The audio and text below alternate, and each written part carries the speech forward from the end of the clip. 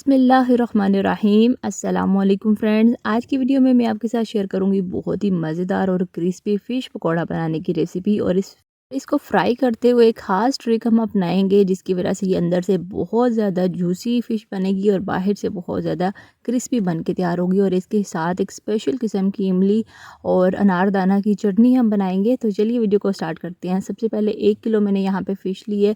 इस पे नमक और अजवाइन लगा के 2 से 3 घंटे के लिए छोड़ दिया था इसको। हमारे यहाँ फ़िश फ्रोश जो हैं वो नमक और अजवाइन लगा के देते हैं। आपके यहाँ अगर नहीं लगा के देते तो नमक अजवाइन लगा लें, या फिर सिरका और नमक लगा लें, या फिर आप लहसुन को पीस के उसको भी इसके ऊपर लेप लगा के थोड़ी देर के लिए छोड़ देंगे तो उसकी स्मेल बिल्कुल ख़त्म हो जाएगी। 2-3 घंटे के बाद फिर मैंने इसको अच्छे से धो के छल्ली में डाल के अच्छे से खुश्क कर लिए। अब यहाँ पे इसको मैरिनेट करते हैं। तो सबसे पहले यहाँ पे मैं इसमें शामिल कर दूँगी सुरख मिर्च, जो कि है 1 चाय का चम्मच। मेरे पास जो मिर्च है वो थोड़ी सी तेज़ वाली है तो 1 चाय का चम्मच बिल्कुल परफेक्ट है। अगर आपके यहाँ कम तेज़ हो तो 1 खाने का चम्मच शामिल कर सकते हैं। इसके साथ आधा चाय का चम्मच हल्दी, आधा ही चाय का चम्मच में नमक शामिल करूँगी, क्योंकि नमक फ़िश पे लगा हुआ भी था तो नमक जो है वो बहुत ज़्यादा स्टार्ट में शामिल नहीं करेंगे। आधा चाय का चम्मच कुटी हुई लाल मिर्च शामिल करेंगे। इसके साथ आधा चाय का चम्मच अजवाइन में शामिल कर दूंगी। अजवाइन से टेस्ट बड़ा अच्छा होता है और अजवाइन जो है वो हाजमे के लिए भी बड़ी अच्छी होती है, तो लाजमी इसको शामिल करिएगा। 1 चाय का चम्मच कसूरी मेथी शामिल की है इसमें मैंने।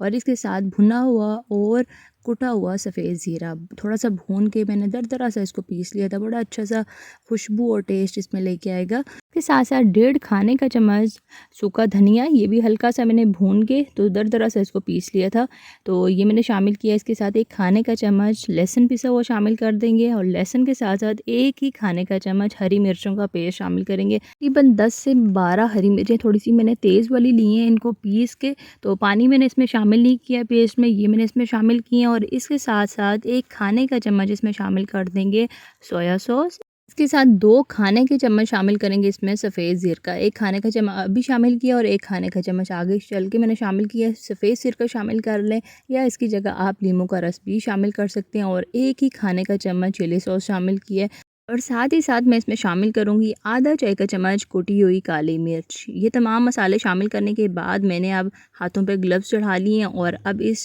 स्टेज पे ना अच्छे से मिक्सिंग करनी है ताकि तमाम मसाले जो हैं वो फ़िश के ऊपर अच्छे से रच बस जाएँ।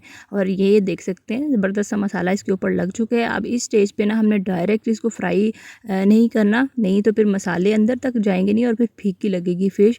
अगर आपके पास छोटे साइज़ के पीस हों मछली के तो फिर आधा पौना घंटा काफ़ी होगा इसमें। और थोड़े से बड़े साइज़ के हों तो 1 से 2 घंटे इसको लाजमी छोड़ें ताकि मसाले अच्छे से अंदर तक रच बस जाएँ। यहाँ पे मैं इसको रख दूँगी आप फ्रिज में। और उसके बाद चलते हैं हम अपने नेक्स्ट स्टेप की तरफ। उसके बाद नेक्स्ट स्टेप में हमने एक स्पाइसी चटनी बनानी है, तो उसके लिए आधा कप धनिया और पुदीना मैंने अच्छे से काट के धो लिया था, ये शामिल करेंगे एक ब्लेंडर में। 2 अदद हरी मिर्चें शामिल करेंगे। काफ़ी स्पाइसी वाली हैं तो फिर मैंने 2 ही शामिल किए हैं। कम स्पाइसी हो तो 4 से 5 भी शामिल कर सकते हैं। इसके साथ 1 खाने का चम्मच अनारदाना इसमें शामिल करेंगे। अनारदाने को अच्छे से मैंने साफ़ करके धो के तो फिर इस्तेमाल किया, क्योंकि काफ़ी ज़्यादा इसमें डस्ट होती है। तो उसके साथ साथ आधा चाय का चम्मच भुना हुआ और कुटा हुआ सफ़ेद ज़ीरा, आधा चाय का चम्मच इसमें कुटी हुई लाल मिर्च शामिल करेंगे। और ये चटनी बहुत ही मज़ेदार स्पाइसी बन के तैयार होती है, तो लाल मिर्च जो है ना वो लाजमी जाएगी। 1/4 कप मैंने इसमें इमली का रस शामिल किया है। और उसके बाद नमक तकरीबन आधा चाय का चम्मच शामिल किया इसमें। उसके बाद थोड़ा सा पानी शामिल करेंगे।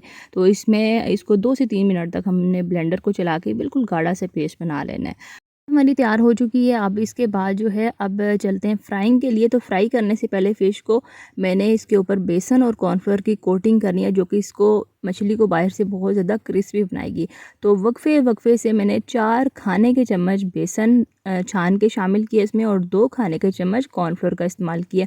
बेसन थोड़ा सा पानी शामिल करेंगे ताकि कोटिंग जो है ना वो अच्छे से इसके ऊपर लग जाए। बेसन आप अपने मर्ज़ी के मुताबिक शामिल करना है। मैंने बस उतना बेसन शामिल किया है कि बेसन की और कॉर्नफ्लोर की एक हल्की सी इसके ऊपर कोटिंग हो जाए।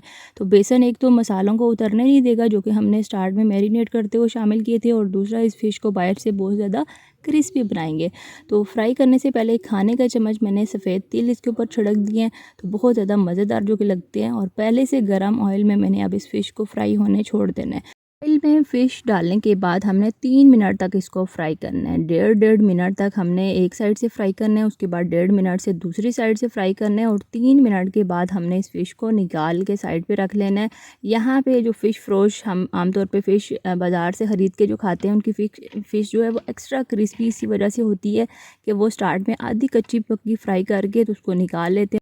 जैसे ही कोई कस्टमर आता है तो फ़ौरन से इसको फ्राई करके तो जब देते हैं तो लगता है कि बहुत ज़्यादा क्रिस्पी और पता नहीं कोई ख़ास इन्होंने कोई चीज़ शामिल की है। तो इसकी वजह यही होती है कि वो फ्राई करके इसको निकाल लेते हैं, ठंडा कर लेते हैं। ठंडा करने के बाद जब दोबारा से इसको फ्राई करते हैं ना तो बहुत ज़्यादा क्रिस्पी बन के तैयार होती है। आपके घर में अगर मेहमानों के लिए बना रहे हैं या फिर आप अपने घर वालों के लिए बना रहे हैं तो स्टार्ट में आपने मसाले जब लगाने के बाद फ्राई करें ना 2-3 मिनट तक इस तरीके से फ्राई करके इस फ़िश को निकाल लें और जब आपने खानी हो तो उस टाइम इसको तकरीबन 4 से 5 मिनट इसको मज़ीद लगेंगे। मैंने यहाँ पे फ़िश के छोटे पीस लिए हैं तो तकरीबन 6 से 7 मिनट में ये अच्छे से फ्राई हो जाएगी। स्टार्ट में हमने 3 मिनट तक फ्राई की थी और बाकी बाद में जब दोबारा फ्राई करेंगे ना 4 से 5 मिनट तक तो बहुत अच्छे से क्रिस्पी फ्राई हो जाएगी। तो वक्फे से आप 1 से 1.5 मिनट तक इसको एक साइड से फ्राई करें, उसके बाद इसकी साइड चेंज करके इस तरीके से फ्राई करेंगे तो ये बाहर से बहुत अच्छी क्रिस्पी बन के तैयार होगी और अंदर से बहुत ज़्यादा ये फ़िश जूसी बन के तैयार होगी। तो तकरीबन 7 मिनट की फ्राइंग के बाद ये देख सकते हैं ज़बरदस्त किस्म की माशाल्लाह से कलर के साथ ये फ़िश जो है ये फ्राई हो चुकी है और दूसरा जो बैच था ये भी हमने फ्राई कर लिया।